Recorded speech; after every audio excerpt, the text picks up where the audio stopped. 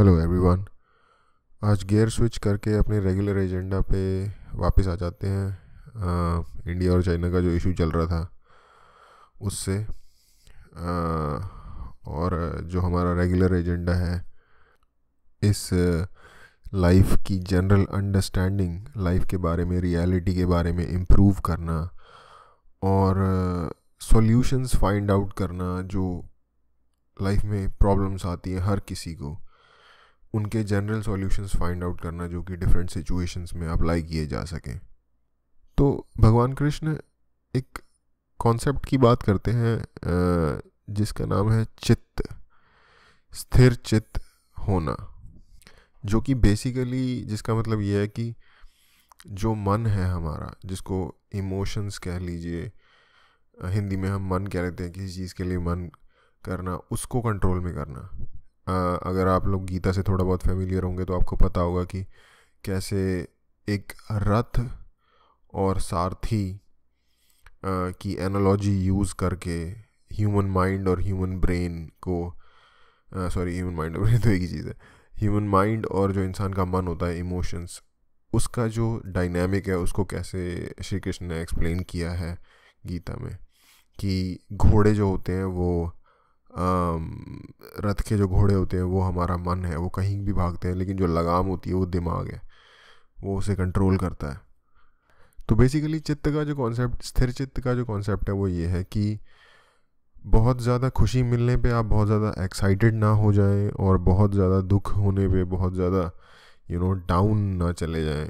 एक बैलेंस रहे आपका। बहुत ज़्यादा नुकसान भी हो गया तो लाइक कंट्रोल में माइंड है, और बहुत बड़ा कुछ मिल भी गया तो बहुत ज़्यादा उछल नहीं रहा इंसान। बहुत सिंपल वर्ड्स में ये है स्थिर चित्त का मतलब।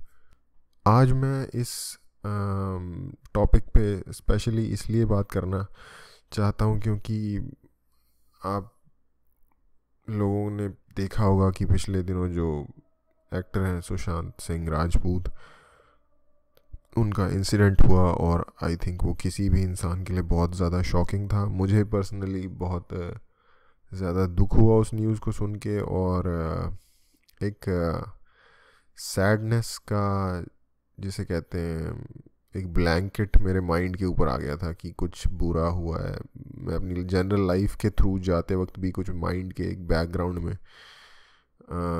जैसे कि कुछ बुरा होने के बाद फील हो रहा होता है, कोई नुकसान हो जाने के बाद वैसी सी एक फीलिंग महसूस कर रहा था। और उसके बाद एक डिप्रेशन के ऊपर एक बहस या फिर एक क्या कहते हैं, चैटर छिड़ गया है सोसाइटी में। डिफरेंट प्लेटफॉर्म्स पे लोग डिफरेंट तरीके की इस बारे में बातें कर रहे हैं। तो इस जो सिचुएशन है आज के टाइम में, स्पेशली जो चीज़ है एनजाइटी और डिप्रेशन, ये जो दो चीज़ें हैं, क्योंकि बेसिकली एनजाइटी होती है, एनजाइटी का ही एक ओवरब्लोन कंडीशन डिप्रेशन में बदल जाता है। तो ये बेसिकली है क्या, जितनी मेरी अंडरस्टैंडिंग है, इसके रूट में डर है, एक फियर होता है इसके। अगर हम इसको खोदना, इसका पील करना शुरू करें इसके लेयर बाय लेयर, तो एंड ऑफ द डे आपको डर मिलेगा किसी ना किसी चीज़ का, अबैंडनमेंट का या डिसरिस्पेक्ट का। या फिर अबैंडनमेंट से मेरा मतलब है कि कोई आपको याद नहीं रखेगा या कोई आपको छोड़ के चला जाएगा। डिफरेंट तरीक़ों से समझा जा सकता है। तो बेसिकली कोर में आपको डर ही मिलेगा, वो किसी भी चीज़ का डर हो सकता है इनमें से।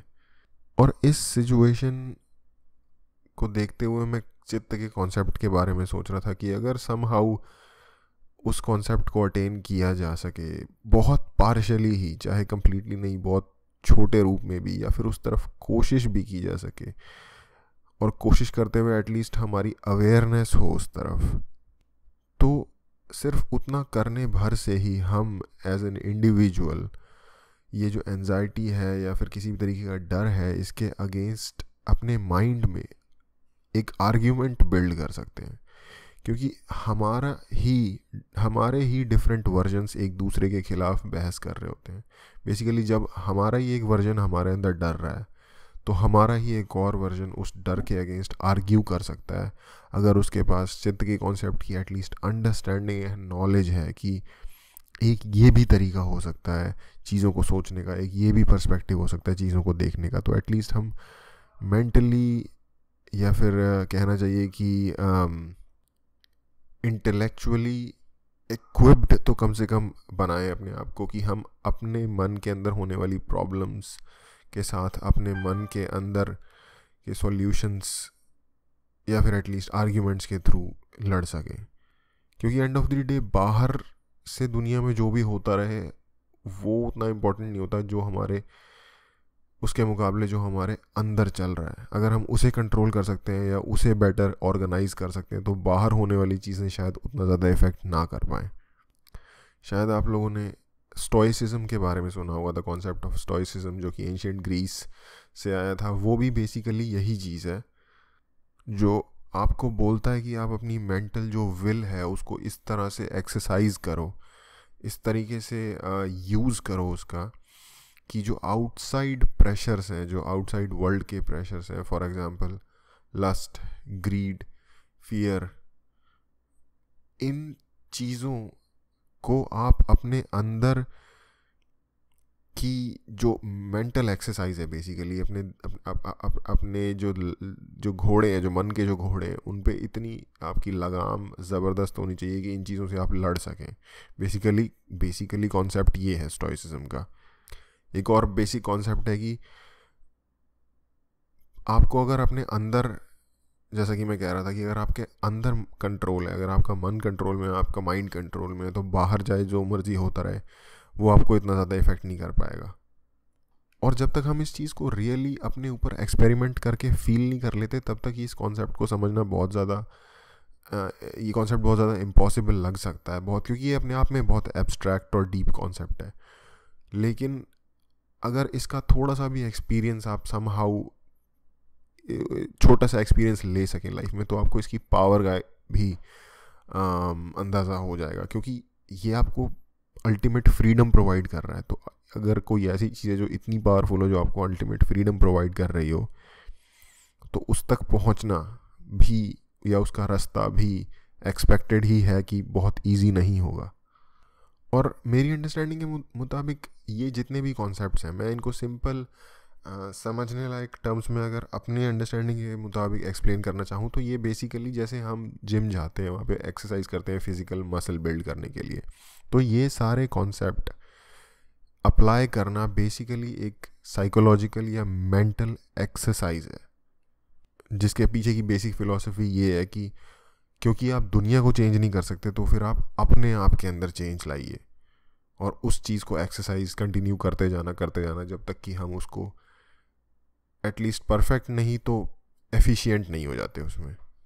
और मैं पर्सनली इसलिए इन कॉन्सेप्ट्स से या इस पूरे आइडिया से अग्री करता हूँ, क्योंकि मुझे लगता है कि रियलिटी या वर्ल्ड जो है वो बेसिकली एक गेम या रिडल की तरह है, एक पहेली की तरह है, जो क्रिएट किया गया है मिजरी के साथ, जो मिजरी आपकी लाइफ में लाने के लिए क्रिएट किया गया है। मैं नहीं कह रहा सिर्फ मिजरी, खुशियाँ भी आती हैं, डिफरेंट तरीके के दूसरे सिचुएशंस भी आते हैं, लेकिन मिजरी इटसेल्फ इनबिल्ट है इसमें, क्योंकि लाइफ की जो कंडीशंस हैं वो आपके अगेंस्ट स्टैग्ड हैं। अगर आप सोचिए कुछ भी छोटी सी भी इम्पोर्टेंस की चीज़, फॉर एग्जांपल एक बहुत अच्छी मील, जो कि शायद एक बहुत बड़ी इम्पोर्टेंस की चीज़ नहीं होनी चाहिए आइडियली, उसको पाने के लिए भी बहुत सारे एफर्ट, बहुत सारे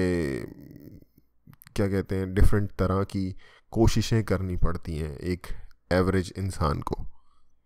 तो जो कंडीशन है, अगर आप उसको ध्यान से देखोगे, जो रियलिटी है, ह्यूमन रियलिटी, वो ये है कि खुशी पाने के लिए बहुत सारे एफर्ट करने पड़ रहे हैं, लेकिन गम पाने के लिए या प्रॉब्लम्स में जाने के लिए बिल्कुल भी एफर्ट नहीं करने पड़ रहे। वो आप अगर जस्ट नॉर्मली कुछ भी नहीं करोगे तो आप चले जाओगे।